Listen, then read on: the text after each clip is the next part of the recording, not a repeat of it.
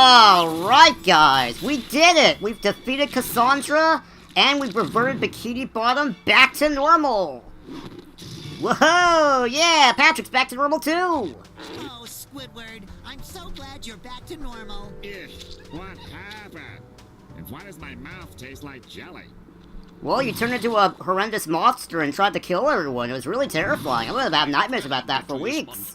Your quirky approach did what the Royal Guard failed to do. You apprehended Madame Kassandra. Of course, you also empowered her to nearly destroy us all.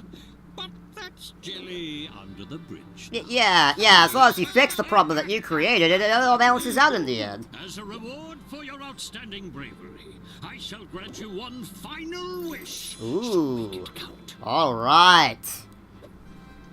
After today, there's only one thing I can wish for, and that is... Oh, jeez, ow. That was fun. I wish we could do it all over again. No, Patrick!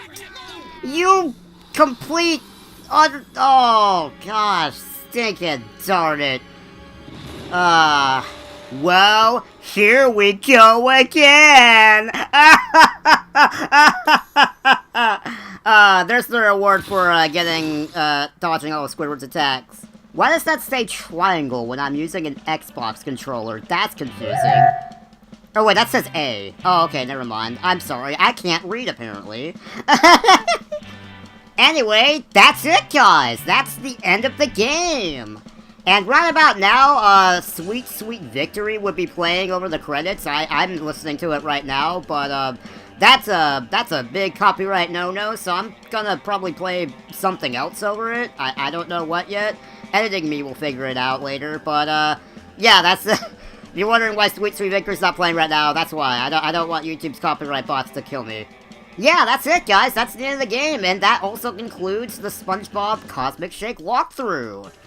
So, what did I think of this game? I thought it was a pretty good game, especially since it's a contender, a spiritual sequel, as you will, to About Bikini Bottom. Much like how the movie game was, in that sense. So yeah, it was pretty good. I do have some issues, though, and I want to get those out of the way before, going into the positives, I suppose. I guess one big thing, I'm gonna take these headphones off so I can focus on speaking my mind here. So let's see, I guess I'll get gameplay stuff out of the way. I've mentioned the combat plenty of times, throughout this walkthrough. Most of the time the combat is fine. It's mainly when they, like, lock you into, like a restricted area with, like, the big force field and all that stuff, and you have to defeat all the enemies before you can proceed. Like, just brings all complete halt to all the platforming until you defeat all the enemies, because it wants to be a combat game all of a sudden for, like a minute at a time. Yeah, I'm not a big fan of that. I'm also not a really big fan of, like, how they give enemies health meters for basically no reason, because it really doesn't make the fights harder, it just makes them take longer. I do like the combat moves that they do give you in this game, like the spin attack and the karate kick and all that stuff, but I feel like that's not really enough to warrant, giving enemies health bars. I feel like that kind of thing is more for, like, I guess, like, hack and slash, like, combo moves, like that kind of fighting system. Battle for Bikini Bottom doesn't really have the kind of fighting system, that really lends itself well to, like, more complex combat like that. So, in that sense, it just kind of makes the fighting take longer for no reason. So, yeah, not a big fan of that. I do prefer, the Battle for Bikini Bottom way, and even the SpongeBob movie game way, where enemies will go down in, like, 1 or 2 hits, and then that's it. Beyond, I mean, I know that most of the time they take 3, so... But, like, the way, like, the bubble, the bathtub jelly guy, for example, he's like a whole, like, mini-boss type character where you have to, like, wait for him to do a whole attack cycle before you can actually hit him. That kind of thing. I'm not a big fan of that. So, yeah, so there's that. I think that's really the only major, like, gameplay complaint I have. I guess if you want to, like, get super specific, like, the side quests are kind of generic, I guess you could say. How, like, literally every single one of them is just a collectathon, like a fetch quest, basically. And you have to do a bunch of backtracking to, like, get those items and then return them back, and that's the extent of the side quest. I'm sure some people will have a problem with that. I personally didn't mind it. Like, Battle of Bikini Bottom was a collectathon, of course. So, you know, having a collectathon quest in the sequel makes sense to me. So I personally didn't mind it. I thought it was fine. But I can tell that I can take a guess that some people might have a problem with that. So I thought I'd mention it here anyway. One issue that I failed to bring up when I first initially recorded this was especially in the beginning of the game, I did think that there was a bit of repetition in how some of the quests were designed. Like, for example, in the Pirate Goo Lagoon level, my least favorite level of the game, where you have to keep going to these different pirate ships and then raise the socks like up the flagpoles by like mashing a button like over and over and over in like a quick time event type of thing. And then they just kind of expect you to keep doing that like over and over and over and over and over again, and it got like kind of old after a while. That, and then also like the cactus juice barrel collecting quest in the Western world. There were some quests like that in the beginning of the game that felt like they got a little repetitive after a point. Like, they didn't really seem to know like when to like just like let a quest be and like mix things up. There was some repetition in the beginning of the game. It died down like towards the latter half of the game though, which I thought was good. But I thought I should bring that up as well, that there was a little bit of repetition in the beginning of the game with how some of the quests were designed. But yeah, that's just the me thing, I guess. I don't know. What do you guys think about that? Yeah, okay, so what else? I guess I'll go into like the comedy stuff now. The comedy's like okay. It's nowhere near like classic SpongeBob level, as I'm sure we're all in agreement by now. It's very much modern SpongeBob. And I'm not one of those guys that's like, oh, modern SpongeBob, it stinks, it's the worst thing. I think it's fine. It's not classic SpongeBob, but it's fine in its own way, and it can be funny from time to time. But I know that one thing they really like to do in particular is they seem to really like to reuse jokes way past the point that they should. One joke in particular that I was really getting fed up with, and I tried to hold my tongue for this entire walkthrough every time it happens, the stinking, gross-out, close-up gag. Oh my gosh, they are obsessed with this gag, and I don't know why. It is so... They used this like 6 times, and it was getting like season 6 level of ridiculous. With like you know the episodes I'm talking about. You know, Mr. Splinter, Mr. Toenail Scene, Mr. Other gross gags that are infamous. There's a reason people don't like that season. It's because the gross out gags are gross, and we don't like it. So they were like, oh gosh, and some of those images, they really like Larry's stinking eyeball gunk. That I didn't need to see that. So yeah, and they just kept going. They were just so proud of that joke for some reason. They just kept doing it over and over and over and over, and I don't know why. I was not a fan of that. I was really sick of that really quickly.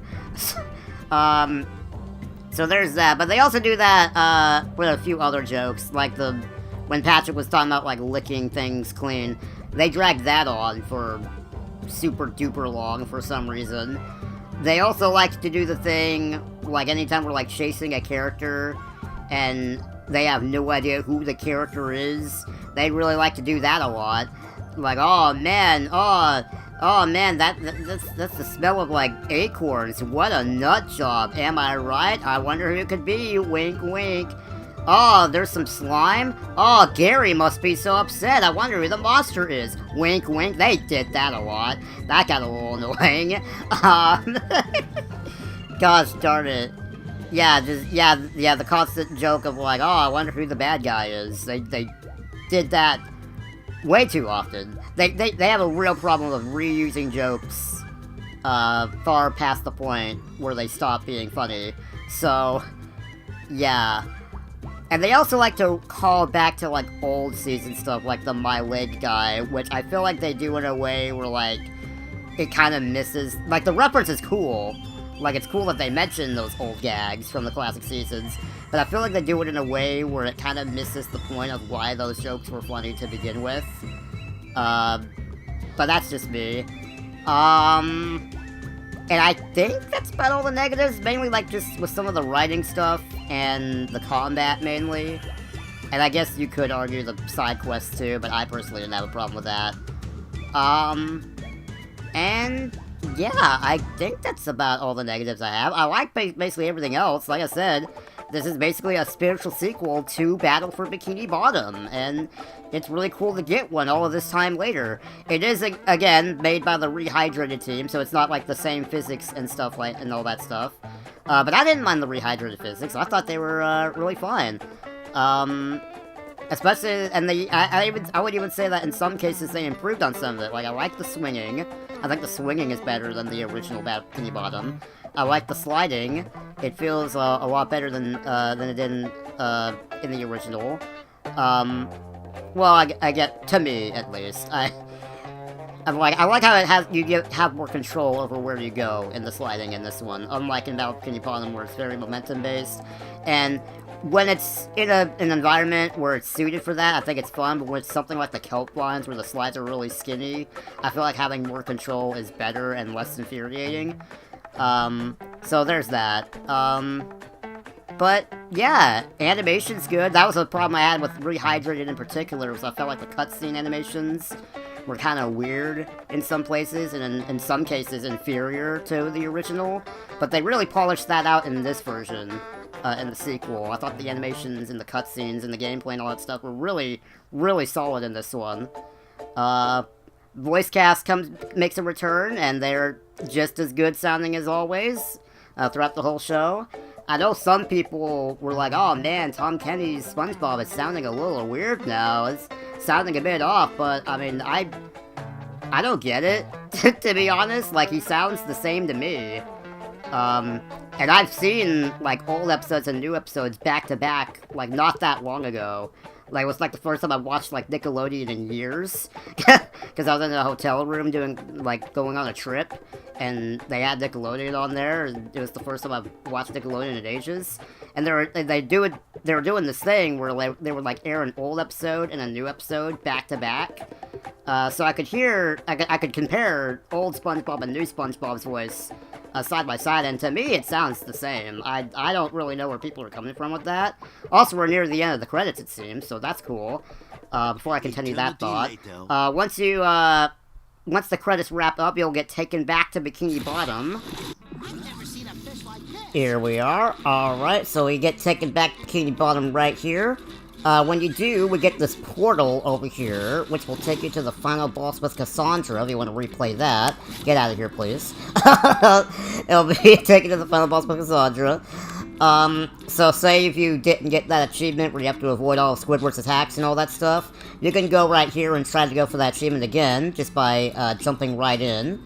So that's good, so you're not completely walked out of that. It's always nice. And then, like I said, when we were collecting the gold doubloons, all of the boss fights are now accessible again, once you, beat Kassandra. So if you need to get the achievements for all the boss fights and stuff, you can now fast travel to all of the boss fights all throughout the game, even the ones that pretend to be boss fights but are really just like normal, like, platforming or combat levels or whatever. You can go back to all of those and get the achievements for those as well, if you want to. So that's really nice. And I guess one more thing I'll show, while I'm thinking about it, because like I said before, I'm not getting all of these achievements. That's another complaint I have with the game. I don't like filler achievements, where it's like, oh, jump like 8 times and you'll get 100% completion. Don't like that. That's stupid. But what you do get when you get all of the, when you do get everything, I'll go over here to my main file. That ain't my main file. Oh, hang on. Kassandra's there again. Wait a minute. Okay, hang on. Where's my main file? 1 hour later. Okay, I think my main file is gone. I don't know how that happened.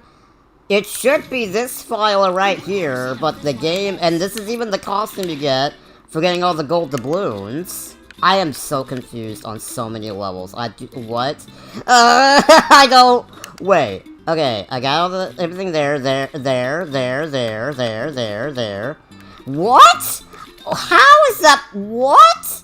Hang on, wait. Why don't I just quit the game entirely and come back? Because that should not happen. I'm very confused. Hang on a second. This is a weird thing to happen right at the very end of the video. Hang on a second.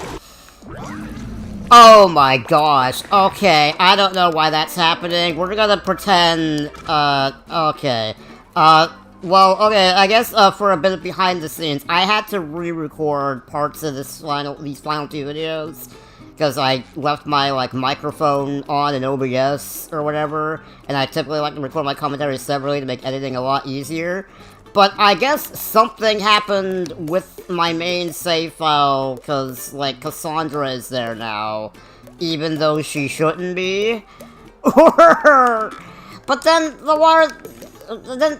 okay, I don't know. I'm not even gonna try to understand it. Okay, the point is, I'm gonna have to do this now.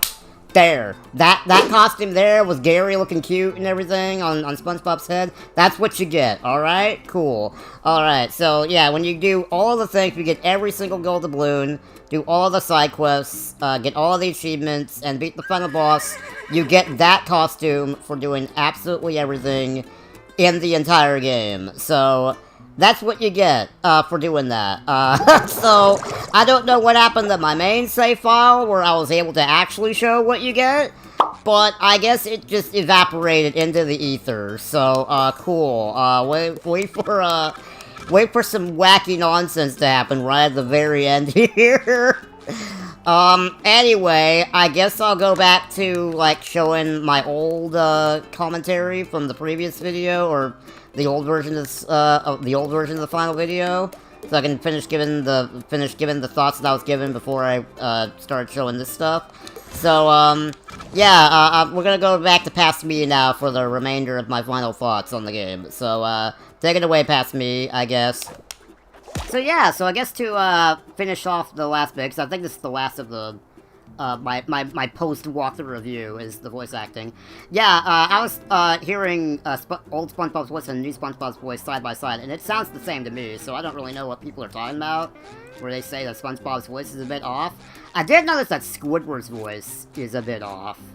When he's talking like a bit, like when he's just talking normally, he sounds fine, but when he needs to like shout and stuff, like, that, I don't know, man, that's... It doesn't really seem to have quite the same vigor as back in the day, so I did notice that was slightly different. But it seems like everyone else sounds more or less the same, especially Plankton. Plankton still got it, man. He's like, he sounds like exactly the same as he did back in the day. Still got like the screams and everything. Like that guy's the real MVP. Like he's pretty cool. So yeah, voice acting's great, animation's great. Gameplay's really good. This was definitely a pretty solid successor to Battle Bikini Bottom. I would say I was definitely satisfied with what we got in the end. So, really cool stuff. I really hope we'd like to see more from this studio at some point and do more SpongeBob games. Because I think they got a good thing going here. So, yeah, maybe we'll get a sequel to this game at some point. That'd be cool to see. So, yeah, really good stuff. The new abilities are cool. I like the karate kick. The swinging is awesome. Really good stuff. Overall, I would say that this is a really solid game, and you should definitely check it out. Whether it's on PlayStation, Xbox, Nintendo Switch, PC, whatever system you have it for, I would say this is definitely worth checking out, especially if you were a fan of Battle for Bikini Bottom back in the day. This is definitely a really good successor to that game. So, yeah, with all of that said, I think that's about it for this walkthrough, guys. That's the end of my walkthrough for the game SpongeBob SquarePants: The Cosmic Shake. I hope you guys enjoyed. If you like this walkthrough, why don't you subscribe, or check out some of my other walkthroughs. So, yeah, that's it. Thank you very much for watching, and I will see you guys next time. See you later, everyone.